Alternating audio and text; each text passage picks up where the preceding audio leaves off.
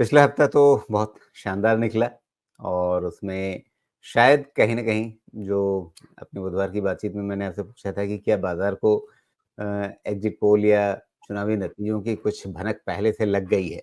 तो ऐसा लग रहा है कि बाज़ार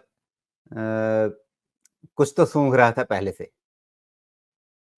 जी, नमस्कार। ये बात तो बिल्कुल सही है और आज अभी जैसे काउंटिंग शुरू भी हुआ है, तो अंदाज़ा उसी तरफ जा रहा है जैसा बाज़ार समझने की कोशिश कर रहा था।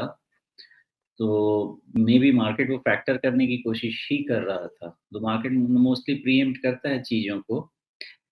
लेकिन अब ये प्रीएम्प्ट करने का मतलब तो यही है कि फिर थोड़ा बहुत जब भी कूल ऑफ होगा, उसके बाद से फिर और ऊपर ही जाना चाहिए। मार्केट स्ट्रक्चर तो यही बताता है। तो ओवरऑल एक तो है कि मार्केट ओवरहीटेड है, लेकिन अभी भी हो सकता है कि कवरिंग चालू रहे यहाँ से। हो सकता है कि निफ्टी थोड़ा बहुत डिप दे 19,900 20,000 50 पॉइंट ऊपर-नीचे सपोर्ट के हिसाब से। लेकिन यहाँ से अब चूँकि नया हाई बन चुका है और हाई बनेंगे और ऐसा कोई रीज़न नहीं है सामने में कि अभी वो हाई नहीं बनना चाहिए। तो बाय डिप्स का कंडीशन है, ये साथ में निफ्टी बैंक का भी सपोर्ट है, ऑलमोस्ट 45,000 क्रॉस करने वाला है Nifty bank. Nifty bank overbought नहीं है, लेकिन निफ्टी है थोड़ा-सा। तो इसका कंक्लूज़न ये है कि मार्केट में अपसाइड रहना चाहिए। लोअर लेवल पे जो सपोर्ट है, उसको ध्यान में रख के बाय डिप्स की जो स्ट्रैटेजी है, उसको कंटिन्यू करनी चाहिए। जी, एक बार फिर से देख लेते हैं मतगणना की स्थिति क्या है, कैसी दिख रही है। तो सबसे पहले कांग्रेस के लिए अच्छी खबर ये है कि उसे तेलंगाना वापस मिल रहा है। बीजेपी मध्य प्रदेश में ऐसी सफलता हासिल कर रही है जिसकी उम्मीद शायद भाजपा के लोगों को भी नहीं रही होगी और यही कहानी छत्तीसगढ़ में हो रही है, जहां पर भाजपा को इतनी सीटें मिल रही हैं जितनी उम्मीद शायद भाजपा के लोगों ने भी नहीं की होगी। राजस्थान भाजपा को मिलता हुआ दिख रहा है, लेकिन पहले वो थोड़ा-सा बहुमत के आस-पास घूम रहे थे, अब थोड़ा-सा एक मार्जिन मिलता हुआ दिख रहा है। इस समय जो 113-14 के आस-पास की सीटें मिलती हुई उनको नज़र आ रही हैं।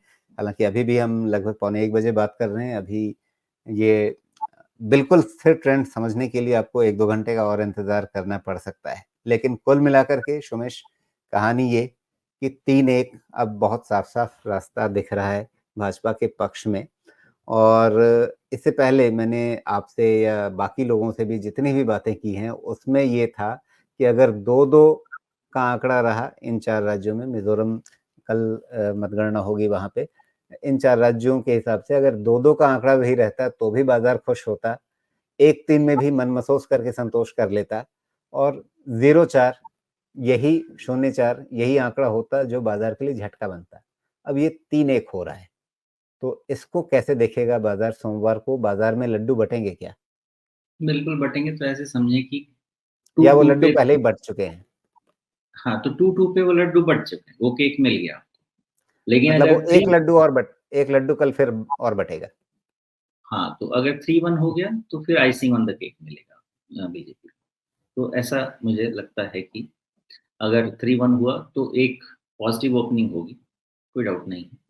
और उसके बाद फिर जो भी एडजस्टमेंट है, वो adjustment against the profit booking ही मतलब अगेंस्ट द राइज़ होना है, प्रॉफिट बुकिंग होना है। सेंटिमेंट ये आपको आने वाले जनरल इलेक्शन के लिए